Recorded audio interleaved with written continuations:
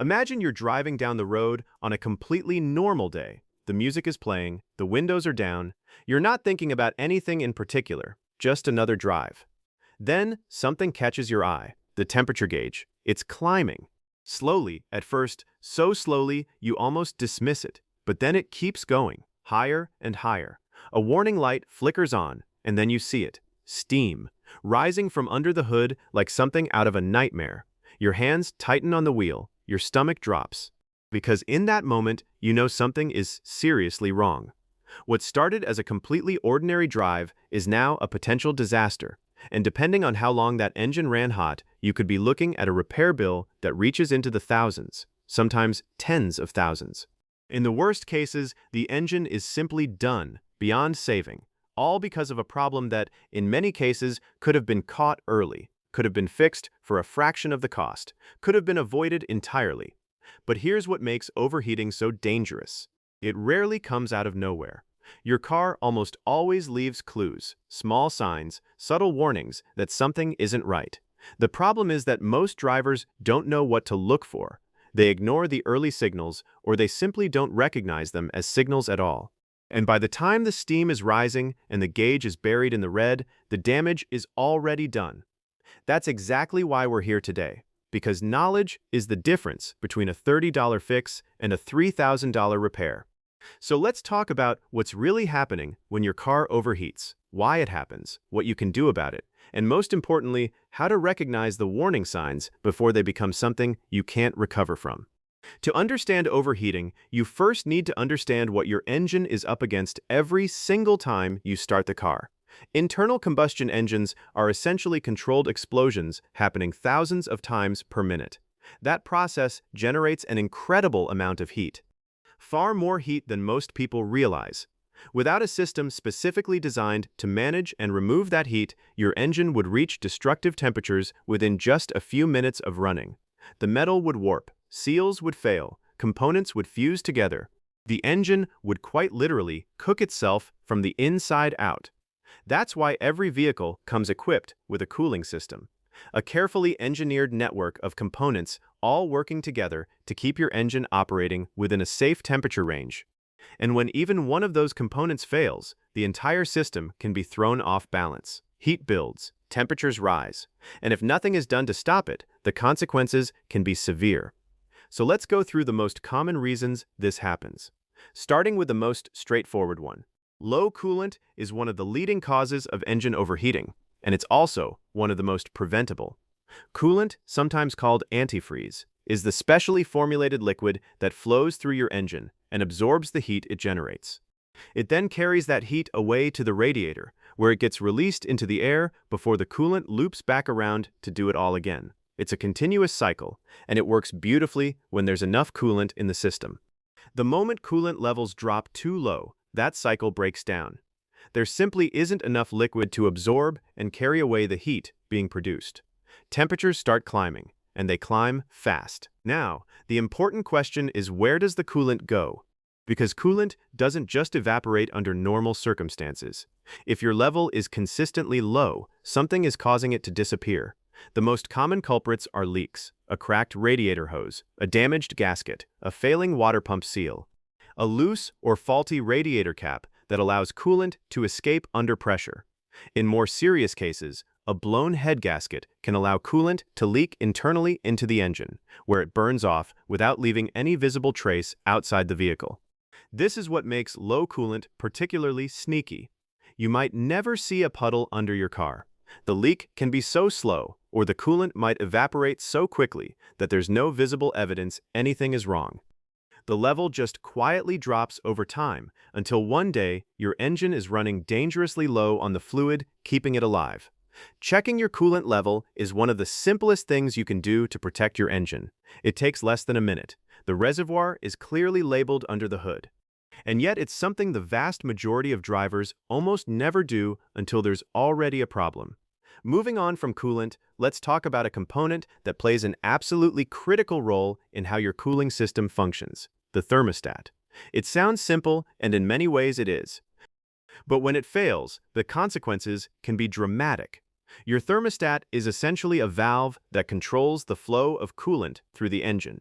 When you first start a cold engine, the thermostat stays closed. This keeps coolant from circulating freely, which allows the engine to warm up to its optimal operating temperature as quickly as possible. Cold engines are less efficient and produce more wear, so getting up to temperature quickly is actually a good thing. Once the engine reaches that target temperature, the thermostat opens. Coolant begins flowing through the system, absorbing heat, carrying it to the radiator, releasing it, and returning to absorb more. It's a beautifully simple system that works remarkably well, until the thermostat gets stuck. When a thermostat fails, it almost always fails in the closed position. The valve simply refuses to open, and when that happens, coolant can't flow. The heat that's constantly being generated by the engine has nowhere to go. It just keeps building. The temperature gauge climbs. The engine gets hotter and hotter, and all the while, the rest of your cooling system might be working perfectly. The radiator is fine, the water pump is fine, the coolant level is fine, but none of that matters because the thermostat won't let the coolant through. This is one of the reasons overheating can feel so mysterious to some drivers. Everything looks fine on the surface, but one small failed component is quietly allowing the engine to cook. The good news is that thermostats are generally inexpensive parts, and replacing one is far less painful than dealing with the damage caused by ignoring a stuck one. Now let's talk about the radiator itself. If the cooling system were a human body, the radiator would be the lungs. It's where the heat gets released, where the hot coolant coming from the engine gets cooled back down so it can return and do the job all over again. And just like lungs, the radiator needs to breathe. Inside the radiator are dozens of tiny tubes and fins. Hot coolant flows through the tubes while air passes over the fins, drawing the heat away from the coolant and releasing it into the atmosphere. It's a highly efficient process when everything is working properly, but over time, things get in the way. Internally, the tubes can become clogged with rust, mineral deposits, and corrosion. Coolant that hasn't been changed on schedule breaks down and becomes acidic, eating away at the radiator from the inside and leaving behind debris that restricts flow. Externally, the delicate fins that allow air to pass through can become packed with bugs, leaves, road grime, and debris.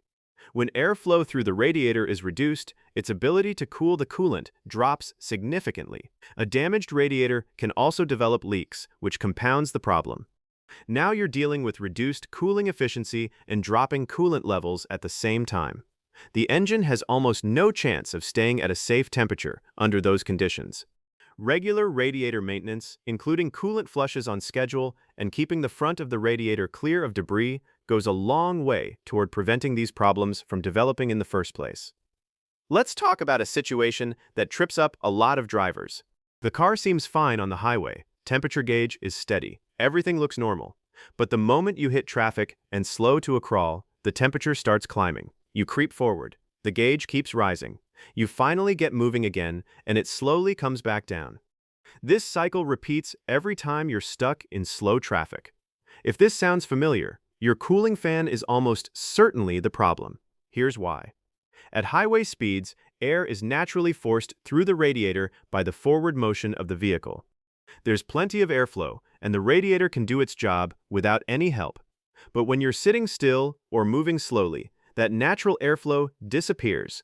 The engine is still generating heat, but now there's nothing pushing air through the radiator to carry it away. That's where the cooling fan steps in. Its entire purpose is to pull air through the radiator when the vehicle isn't moving fast enough to generate airflow on its own. When the fan is working correctly, you barely notice it. When it fails, the radiator loses its ability to cool effectively at low speeds, and temperatures start climbing every time you slow down. There are several things that can cause a cooling fan to stop working: a burned-out fan motor, damaged or corroded wiring, a blown fuse, a bad temperature sensor that fails to send the signal telling the fan to turn on. Each of these is a relatively straightforward fix, but left unaddressed, any one of them can turn a routine drive through town into an overheating emergency every single time you hit traffic. Now let's get to what might be the most important component in the entire cooling system: the water pump. If the thermostat is the gatekeeper and the radiator is the heat exchanger, the water pump is the heart. It's the force that keeps coolant moving through every part of the system. Without it, nothing else works the way it's supposed to. The water pump is driven by the engine, either through a belt, or directly by the timing chain, depending on the vehicle. Every time the engine runs, the water pump is running too. It pushes coolant through the engine block, through the cylinder head, through the heater core, through the radiator, and back again in a constant loop. It never stops. It never gets a break, and because of that, it's subject to constant wear. Over time, the internal impeller that drives the coolant flow can wear down or even break away from the shaft. The seal that prevents coolant from leaking out can fail. The bearing that allows the pump to spin smoothly can wear out and develop a grinding sound that gets louder over time. Any of these failures will reduce or eliminate coolant circulation, and without circulation, heat builds rapidly throughout the engine. Signs of a failing water pump are worth knowing. A coolant leak coming from near the front center of the engine, a grinding or whining noise that seems to come from that same area, an engine that overheats despite having adequate coolant levels, steam coming from the engine bay without an obvious external source. If you notice any of these signs, getting the water pump inspected as soon as possible is not something to put off. A failed water pump can lead to catastrophic engine damage in a surprisingly short amount of time. There's one more cause of overheating that deserves mention, because it's one that many drivers don't think about until it's too late: a blown head gasket. The head gasket is a seal that sits between the engine block and the cylinder head. Its job is to keep combustion gases, oil, and coolant all separated from each other inside the engine. When it fails, those barriers break down. A blown head gasket can allow coolant to leak into the combustion chamber where it burns off as steam. It can allow hot combustion gases to enter the cooling system, raising temperatures dramatically and creating pressure that overwhelms the system. It can allow oil and coolant to mix, which ruins the lubricating properties of the oil and can accelerate engine wear significantly. It's a serious failure, and overheating can both cause it and be caused by it. The signs of a blown head gasket include white smoke from the exhaust, a sweet smell coming from the exhaust pipe, a milky or frothy appearance to the oil on the dipstick, and coolant levels that keep dropping with no visible external leak. If you see any of these signs, get the vehicle looked at immediately. Continuing to drive with a blown head gasket almost guarantees you'll end up with a much larger and more expensive problem. So now you know the main reasons engines overheat. But what do you actually do if it happens to you while you're driving? Because panic is your enemy in that situation, and having a plan in advance makes all the difference. The first thing to do is turn off the air conditioning. Air conditioning puts an additional load on the engine, and removing that load immediately gives the cooling system a better chance of catching up. Next, and this feels completely counterintuitive, but it genuinely works, turn the heater on full blast. The heater core is essentially a small radiator inside the cabin. Running it draws heat away from the engine and releases it into the car interior. Yes, you'll be uncomfortable, but you're buying the engine time. Watch the temperature gauge carefully. If it starts dropping, you may have bought yourself enough time to get to a safe location. If it keeps rising despite these measures, pull over safely as soon as you can and shut the engine off. Every additional minute of driving a severely overheating engine risks more damage. Once you've stopped, do not open the radiator cap. This is critical. The cooling system operates under pressure, and that pressure is significantly higher when the engine is hot. Opening the cap while the system is hot can cause a violent eruption of scalding coolant. It happens faster than you can react, and the burns can be severe. Wait, let the engine cool for at least 30 minutes before you even consider touching anything. Once the engine is cool, you can safely check the coolant level. If it's low, you can add coolant or even plain water as a temporary measure to get you to a repair shop. But if you're not sure what caused the overheating, or if it happens again shortly after adding coolant, the right move is to call for professional help rather than risk finishing the job on your engine. Here's the bottom line. Your car's cooling system is one of the most important systems on the vehicle, and it's one of the most ignored. Low coolant, a stuck thermostat, a clogged radiator, a failed cooling fan, a worn-out water pump, a blown head gasket. Each of these can turn a normal day into a very expensive one. But every single one of them gives you warning signs if you know what to look for. Temperature gauge behavior that seems unusual, coolant levels that keep dropping, steam you can smell before you see, sounds from the engine that weren't there before. These are your car talking to you, telling you something isn't right. The drivers who listen save themselves thousands of dollars and years of headaches. The ones who don't eventually find themselves on the side of the road watching steam pour from under the hood, wondering how they missed it. You now know what to look for. You know what each component does, how it fails, and what happens when it does. That knowledge is worth more than you might think. Take care of your cooling system, pay attention to the early warning signs, and your engine will thank you for it for years to come.